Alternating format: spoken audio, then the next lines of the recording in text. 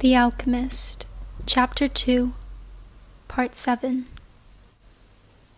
2 more months passed, and the shelf brought many customers into the crystal shop. The boy estimated that, if he worked for 6 more months, he could return to Spain and buy 60 sheep and yet another 60.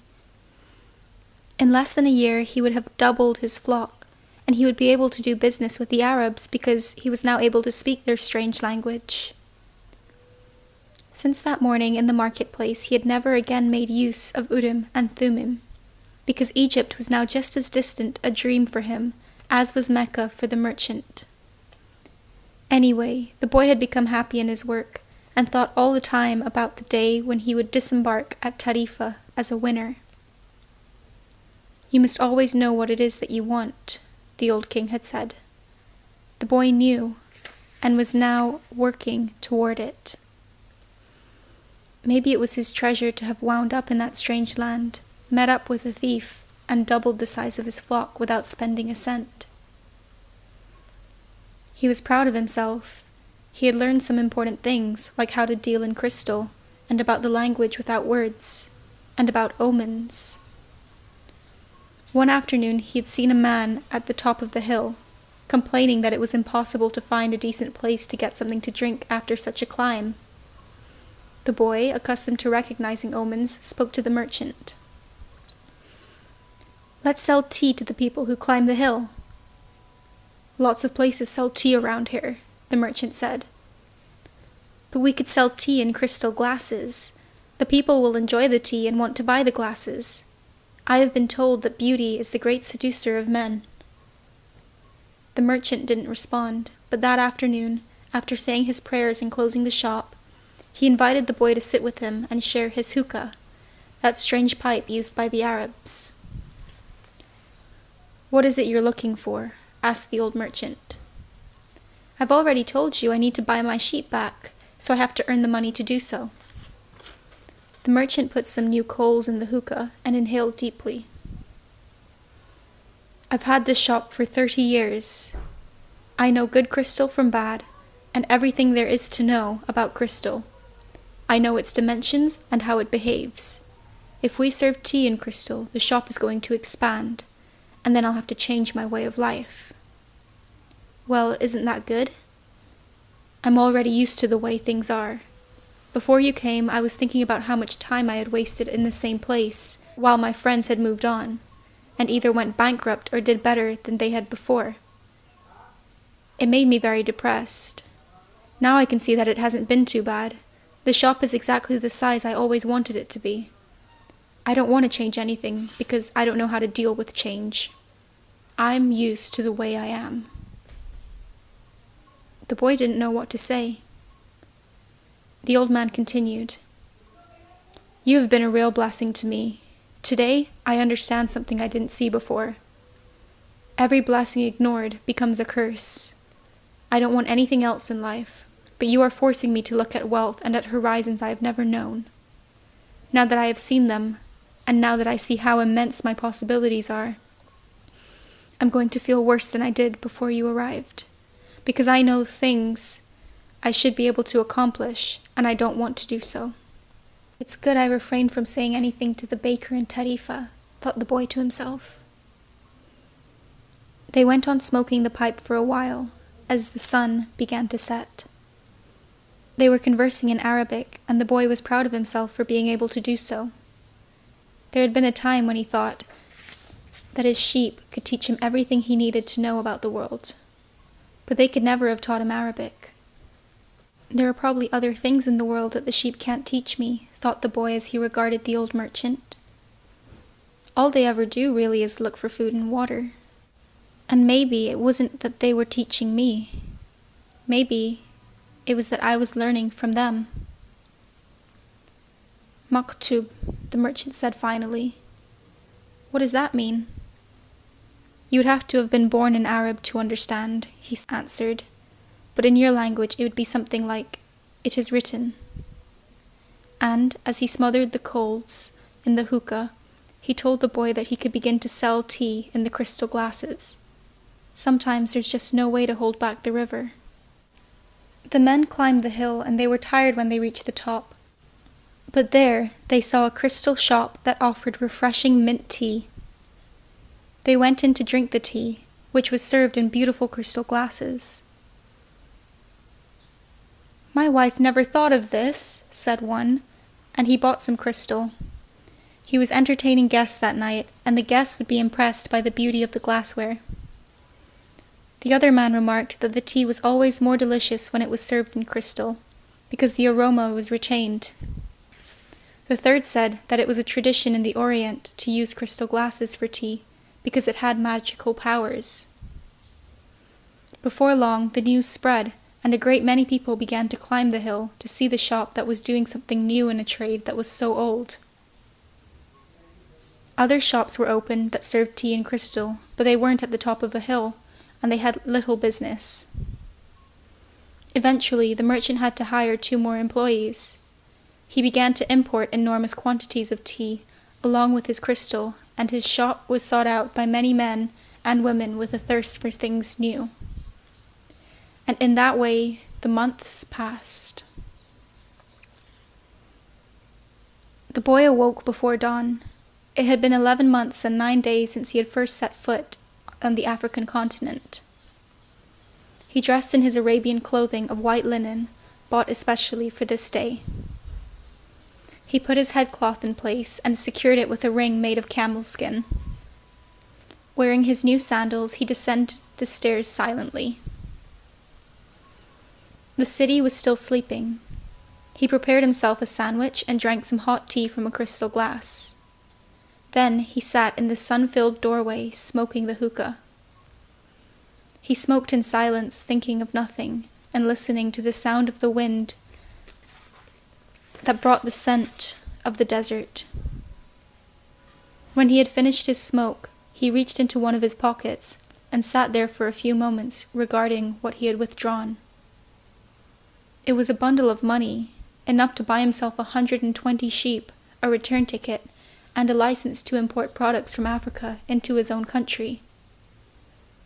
He waited patiently for the merchant to awaken and open the shop.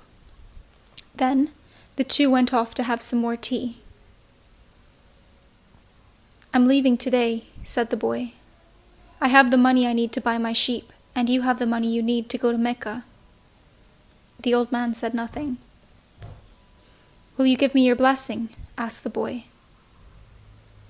"You have helped me." The man continued to prepare his tea, saying nothing. Then he turned to the boy.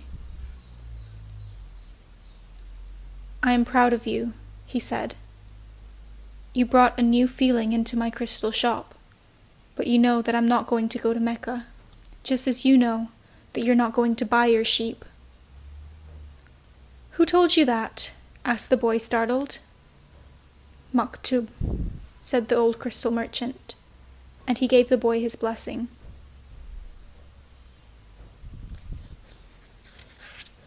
The boy went to his room and packed his belongings. They filled 3 sacks. As he was leaving, he saw in the corner of the room his old shepherd's pouch. It was bunched up, and he had hardly thought of it for a long time. As he took his jacket out of the pouch, thinking to give it to someone in the street, the 2 stones fell to the floor, Urim and Thummim. It made the boy think of the old king, and it startled him to realize how long it had been since he had thought of him.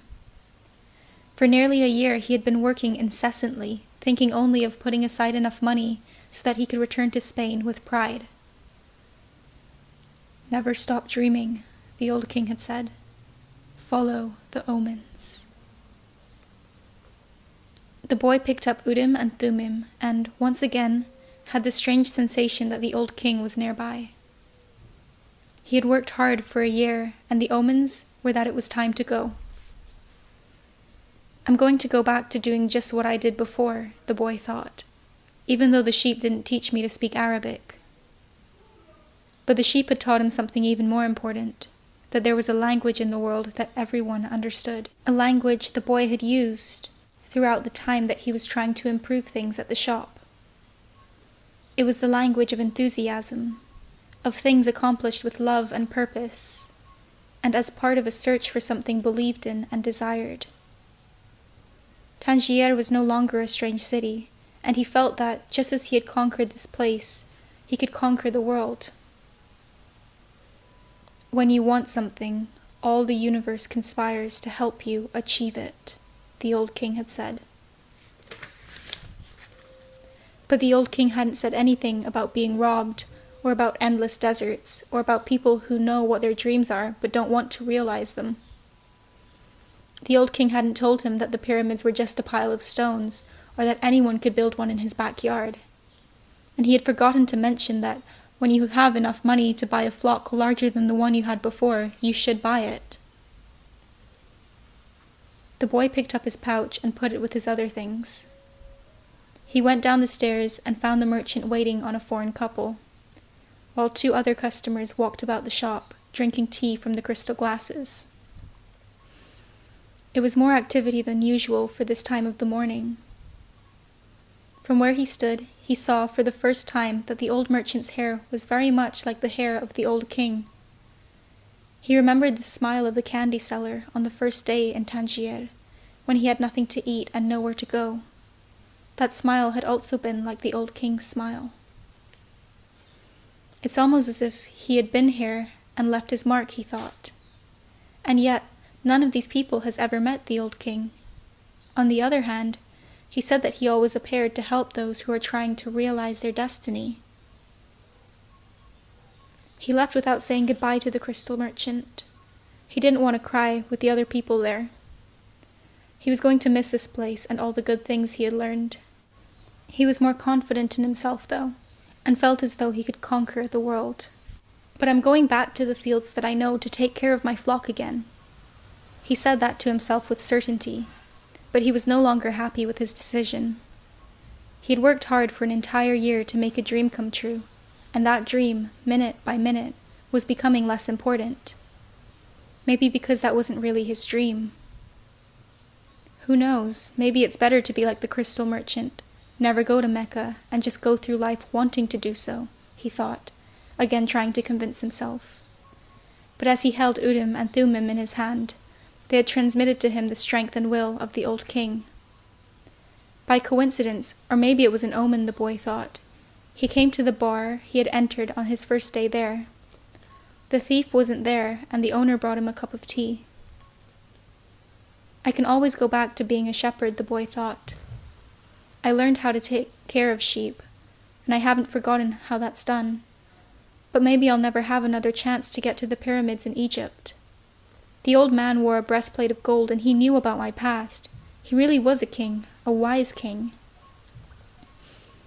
The hills of Andalusia were only 2 hours away, but there was an entire desert between him and the pyramids. Yet the boy felt that there was another way to regard his situation. He was actually 2 hours closer to his treasure. The fact that the 2 hours had stretched into an entire year didn't matter. I know why I want to get back to my flock, he thought. I understand sheep. They're no longer a problem, and they can be good friends. On the other hand, I don't know if the desert can be a friend, and it's in the desert that I have to search for my treasure. If I don't find it, I can always go home. I finally have enough money and all the time I need. Why not? He suddenly felt tremendously happy. He could always go back to being a shepherd.